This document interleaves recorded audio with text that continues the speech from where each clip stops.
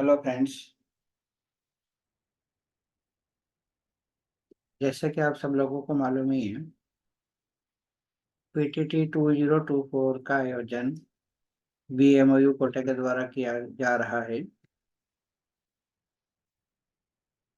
इस वक्त 2 year and 4 year degree course का फर्स्ट कॉलेज आवंटन हो चुका है, जिसकी रिपोर्टिंग चल रही है।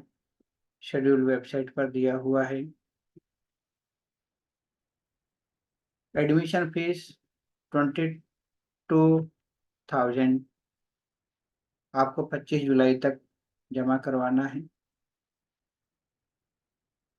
25 जुलाई 2024 के बाद एक दिन एक्स्ट्रा दिया गया है रिपोर्टिंग के लिए। रिपोर्टिंग 26 जुलाई तक की जाएगी। कुछ चीज़ों का आपको खास ख्याल रखना है। जैसा कि हम आपको बता दें कि जब हमने काउंसलिंग की गाइडलाइन डाली थी, वहां पर भी कुछ चीज़ें बताई गई थी, जिसको हम एक बार आपके साथ रिवाइज कर दें। क्योंकि होता क्या है कि हम सारा प्रोसेस कर लेते हैं, लेकिन कुछ ज़रूरी चीज़ें हम छोड़ देते हैं। सबसे ज़रूरी चीज़ें होती हैं गाइडलाइन को पढ़ना। कभी कभी हम सारा प्रोसेस कर लेते हैं, बहुत एंड पे जाकर के हमें पता चलता है कि हम तो कुछ और चाह रहे थे और कुछ और हमने कर दिया उसमें। क्योंकि जब आपने काउंसिल के लिए रजिस्ट्रेशन किया था, ये 2 year and 4 year degree course के लिए ऑलमोस्ट सेम है। जहां पर 4 ईयर का या 2 ईयर का कुछ अलग होगा, वो हम आपको वीडियो में बता देंगे। और ऐसी और भी बहुत सारी छोटी छोटी वीडियोज हम बीच बीच में बना करके डालते रहेंगे, ताकि आपको कोई भी ऐसी कोई कुछ भी ऐसी चीजें होती है, जैसे बहुत सारी कॉल्स आती हैं हेल्पलाइन के ऊपर, या कुछ भी क्यूरीज आती रहती हैं। जैसे यूट्यूब चैनल पर भी आती रहती हैं, कुछ क्यूरीज आती रहती हैं कि हमने ऐसा कर दिया, हमने ये ले लिया। तो उसके लिए हम बहुत बीच बीच में वीडियो बना करके डालते रहेंगे। सबसे पहले तो क्योंकि आपने काउंसलिंग के लिए जब रजिस्ट्रेशन किया था, तो 5,000 रुपये फीस आपने जमा करवाई है।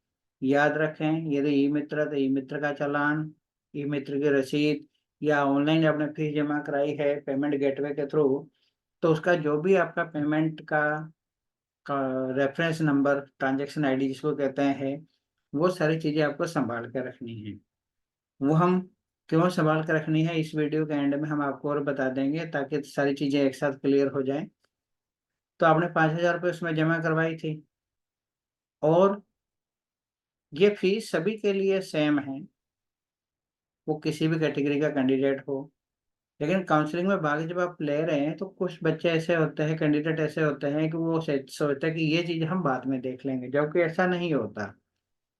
खासकर यदि आपकी कोई कैटेगरी है, जैसे SC ST है, OBC है, MBC है, EWS, तो इसका एक सर्टिफिकेट होता है। ऐसे ही कुछ अदर सब कैटेगरीज होती हैं, जैसे डाइवोर्स, विडो या डिफेंस पर्सनल जो भी हैं।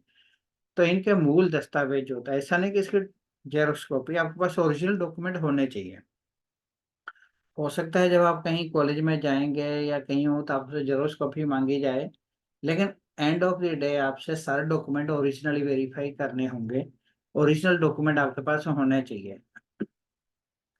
महाविद्यालय के चयन के लिए आपने ऑफिशियल वेबसाइट, क्योंकि बहुत सारी ऐसी वेबसाइट से स्टूडेंट के साथ फ्रॉड करती हैं, कुछ गलत इन्फॉर्मेशन दे देती हैं, या स्टूडेंट का केवल डाटा कलेक्ट करने का काम करती है, ताकि बाद में बच्चों को बहुत सारे ऐड या बहुत सारी ऐसी चीजें हैं जो आपके काम की नहीं, आपको बताते रहते हैं। तो बेस्ट ये है कि आप ऑफिशियल वेबसाइट जो है PTTVMOU2024.com, इसके ऊपर जाकर के ही आप अपनी सारी इंफॉर्मेशन शेयर करें। इसी को ही ऑथराइज मानेंगे। किसी भी थर्ड पार्टी के ऊपर आप अपनी कोई सी भी, क्योंकि यहाँ पर आप फीस जमा करा रहे हैं, देखिए 5,000 है या 22,000 है, या और भी आपकी इंफॉर्मेशन ऐसी है जो आपकी रिपोर्टिंग से रिलेटेड है, आपकी पर्सनल इन्फॉर्मेशन जितनी भी है, वो सारी आपने इस वेबसाइट पर डाली है। तो आप किसी थर्ड पार्टी वेबसाइट पर जाकर के अपनी इंफॉर्मेशन शेयर करते हैं, फॉर एग्जांपल आपका कोई लॉगिन आईडी या पासवर्ड या वगैरह कोई डॉक्यूमेंट, तो उसका कोई भी मिसयूज होगा, तो उसके लिए पीटीटी कार्यालय फिर जिम्मेदार नहीं होगा। इसलिए किसी भी थर्ड पार्टी वेबसाइट पर जाकर के अपनी कोई सी भी सिंगल इंफॉर्मेशन भी आप शेयर ना करें, बहुत सारी ऐसे वेबसाइट मिल जाएंगी जो आपसे रोल नंबर, आपकी डेट ऑफ बर्थ, आपका मोबाइल नंबर है, आपका ईमेल आईडी लेंगे, आपका मदर नेम, क्योंकि ये कुछ क्रेडेंशियल वैल्यू होती है जो बाद में आपसे आपके डॉक्यूमेंट को या आपके इंफॉर्मेशन को वेरीफाई करने के काम आती है। तो आप ये इंफॉर्मेशन कभी भी किसी के भी साथ में शेयर ना करें। तो आपके पास सारी आपके, क्योंकि अभी रिपोर्टिंग चल रही है तो इसलिए भी ये बताना जरूरी है कि आपका जो भी रिजर्वेशन कैटेगरी है या कोई आपकी सब कैटेगरी है, उसके मूल दस्तावेज आपके पास रिपोर्टिंग के टाइम जो भी आप करने जाते हैं होने चाहिए। ईडब्ल्यूएस और आपका जो ओबीसी या एमबीसी का जो भी सर्टिफिकेट है उसकी वैलिडिटी का बहुत ध्यान रखें, क्योंकि हमने बनवा लिया होता है और वो वैलिडिटी जो निकल जाती है तो वो आपके किसी काम का नहीं होता, और आपका एडमिशन उस, यदि आपका रिजर्वेशन कैटेगरी में सिलेक्शन हुआ है तो वो डॉक्यूमेंट आपका नहीं है तो आपका एडमिशन कैंसिल हो जाएगा। महाविद्यालयों के चयन की सूची हमने वेबसाइट पर डाली दी है, आपको किसको कौन सा कॉलेज अलॉट हुआ है उसके अकॉर्डिंग आपने चॉइसेस भी फिल की थी, और उसके अंदर एनी वे राजस्थान का ऑप्शन भी आपने लिया है, जिसके अंदर क्या है वो हमने पहले एक वीडियो बना करके डाल रखा है चैनल पर, उसको आप देख लीजिए कि एनी वे राजस्थान के अंदर क्या होता है, कब उसका फायदा होता है, कब लेना चाहिए कब नहीं लेना चाहिए। इसलिए कभी भी किसी भी काम करने के लिए जल्दबाजी नहीं करनी चाहिए। अब बीच में कुछ क्वेश्चन और आते हैं बच्चों के, कभी मान लीजिए हमने 5,000 रुपये जमा करवा दिए थे और हमारे को कॉलेज अलॉट नहीं हुआ, या हमने 5,000 भी जमा करा दिए थे, 22,000 भी जमा करा दिए, लेकिन हमारे पास कोई डॉक्यूमेंट इनकम्प्लीट था, तो हमारे पैसे का क्या हुआ? क्योंकि डॉक्यूमेंट इनकम्प्लीट था तो कॉलेज तो हमने रिपोर्टिंग हो ही नहीं पाई हमारी। तो ऐसे में दो तरीके से, दो टाइप से पैसा डिडक्ट करके आपको वापस किया जाएगा। पहला तो ये कि मान लीजिए आपने 5,000 रुपये जमा करवाए थे और आपको कॉलेज ही अलॉट नहीं हुआ, क्योंकि आपकी परसेंटेज, आपकी जो पीटीटी का स्कोर है, या हम यूँ कहें कि आपने जो सब्जेक्ट सेलेक्ट किया उसकी सीट अवेलेबल नहीं है, या जो कॉलेज आपने सेलेक्ट किया है उसमें आपके लिए सीट खाली नहीं रही, सीट फुल हो गई, या जो भी आपकी रिजर्वेशन कैटेगरी है उसकी सीट्स अवेलेबल नहीं है पूरे राजस्थान में आपके भरे हुए कॉलेज के चॉइस के अकॉर्डिंग, तो क्योंकि आपको कॉलेज अलॉट नहीं हुआ है, तो ऐसे में ये सारा प्रोसेस जब काउंसलिंग का खत्म हो जाएगा उस वक्त फीस रिफंड की जाएगी। फीस रिफंड करने के लिए आपसे ऑनलाइन डिटेल मांगी जाएगी।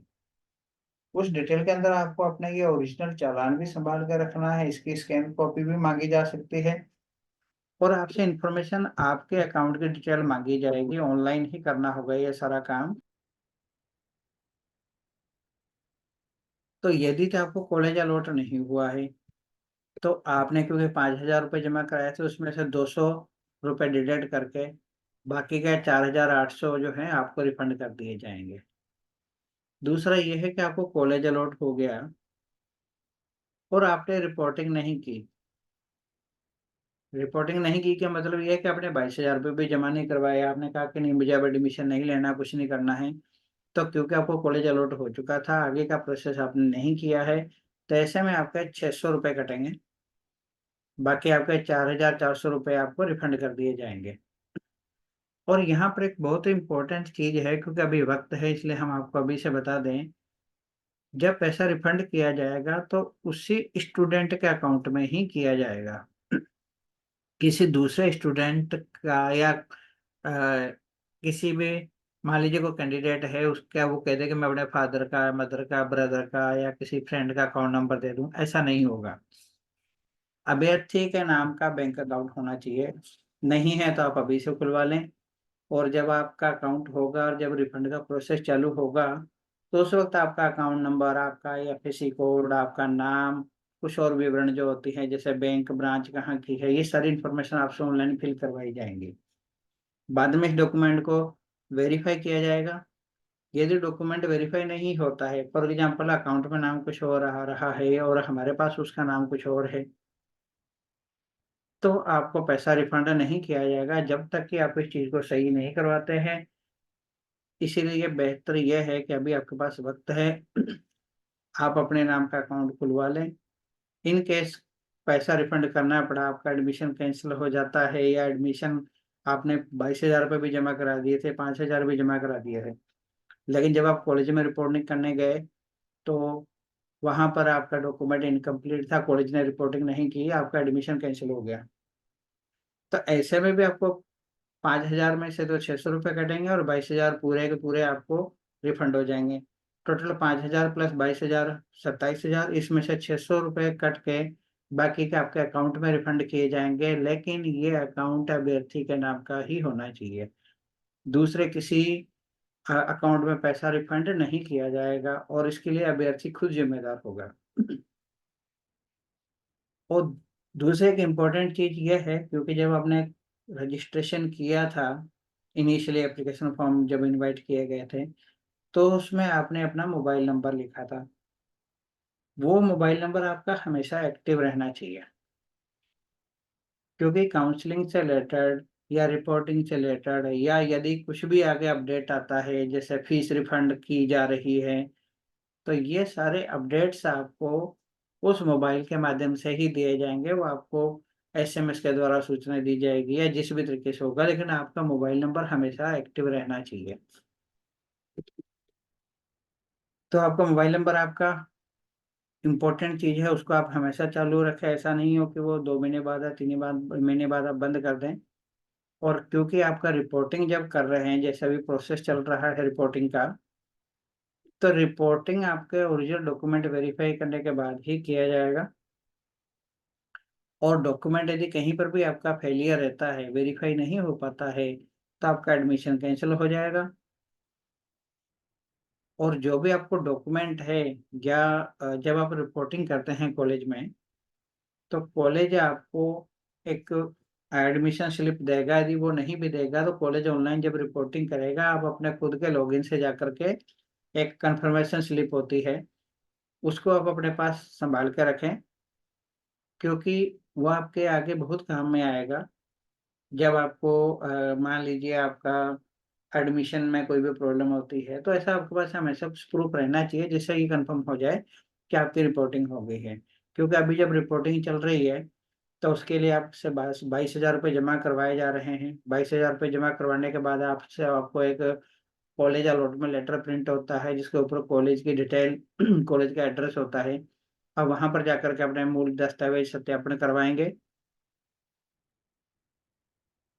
तो इस तरीके से आपको अपने डॉक्यूमेंट सारे वहां पर वेरीफाई कराने हैं। जब कॉलेज उसको फिर वेरीफाई कर देगा, तो कॉलेज आपका रिपोर्टिंग ऑनलाइन कर देगा। अब यहाँ पर एक चीज और हम बताना चाहेंगे, क्योंकि अभी अपवर्ड मूवमेंट अगले आदेश तक स्थगित है। अब आगे जब अपवर्ड मूवमेंट आएगा, अपवर्ड मूवमेंट में होता क्या है, मान लीजिए आपने 20 कॉलेज भरे थे, आपको 18 नंबर का कॉलेज अलॉट हो गया, लेकिन आप चाहते हो कि नहीं, बीच के जो 1 से लेकर के और 17 तक के कॉलेज हैं, इसमें कहीं अवेलेबल हो तो मुझे कॉलेज मिल जाए। तो उसको कहा जाता है अपवर्ड मूवमेंट। हमेशा अपवर्ड होता है, डाउनवर्ड कभी भी नहीं होता। तो ऐसे में जब आपको कॉलेज अपने अपवर्ड मूवमेंट का ऑप्शन खुलेगा, तो आपको ऑनलाइन अप्लाई करना होगा अपवर्ड मूवमेंट के लिए।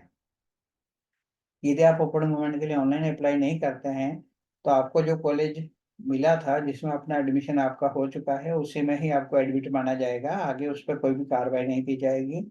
लेकिन यदि आपने अपवर्ड मूवमेंट के लिए अप्लाई कर दिया, तो 1 से लेकर के 17 तक के कॉलेज में अवेलेबिलिटी ऑफ सीट्स, जो कि सब्जेक्ट पे डिपेंड करती है, रिजर्वेशन कैटेगरी पे डिपेंड करती है, तो ऊपर के जिस भी कॉलेज में यदि आपको अलॉट हो जाता है, तो आपको नए वाले कॉलेज में रिपोर्टिंग करना जरूरी हो जाता है।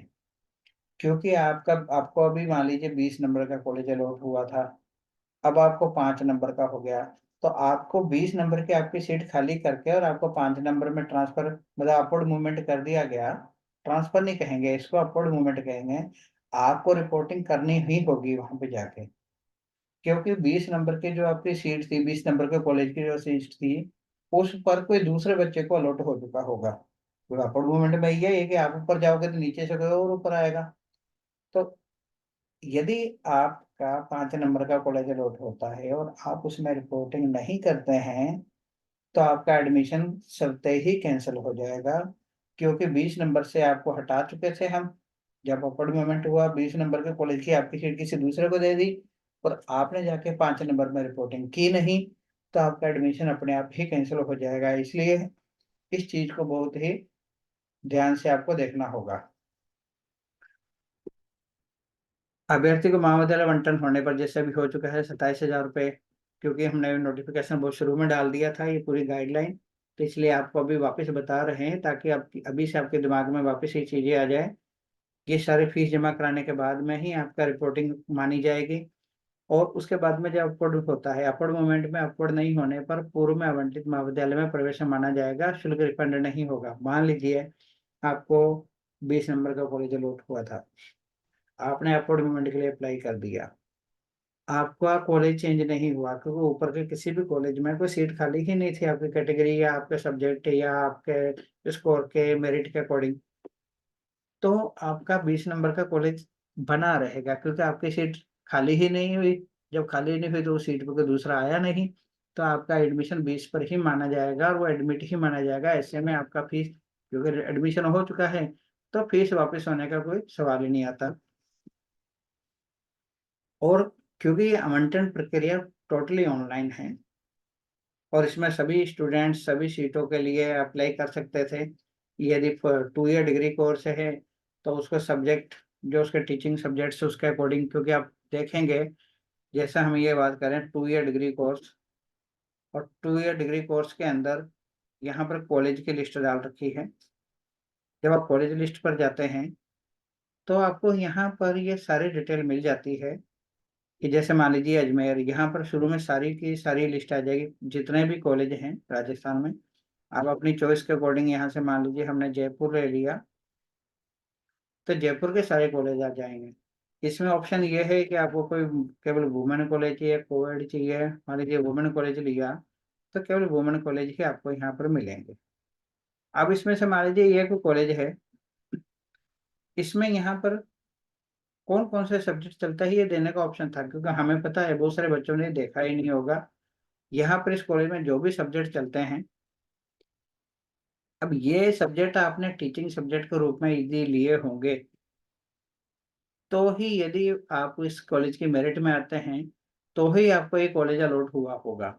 अदरवाइज आप क्योंकि कॉलेज ही सिलेक्ट नहीं कर सकते थे ये, तो ये एक इम्पोर्टेंट चीज है कि जो अलॉटमेंट हुआ है वो आपके सब्जेक्ट्स के अकॉर्डिंग और आपके स्कोर के अकॉर्डिंग ही हुआ है।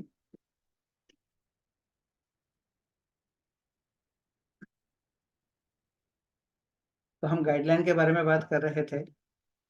यहाँ पर कुछ एक इम्पोर्टेंट चीज होती है, जो किसी भी कोर्स के लिए एडमिशन के लिए एक मिनिमम परसेंटेज एलिजिबिलिटी होती है।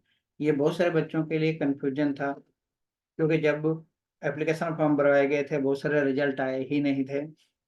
यह नियम 2 ईयर एंड 4 ईयर दोनों के लिए सेम है कि सभी अभ्यर्थी काउंसलिंग में पूर्व अपने आप को खुद जांच करना था, जिसमें परसेंटेज की इम्पोर्टेंट था कि जनरल और ईडब्ल्यू, क्योंकि ईडब्ल्यू अपने आप में जनरल ही है।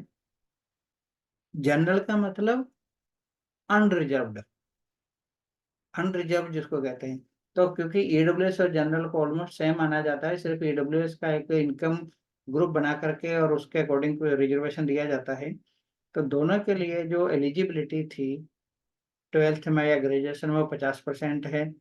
और इसके अलावा SC ST OBC MBC PH physically challenge window divorce जितने भी उन सबके लिए 45% हैं।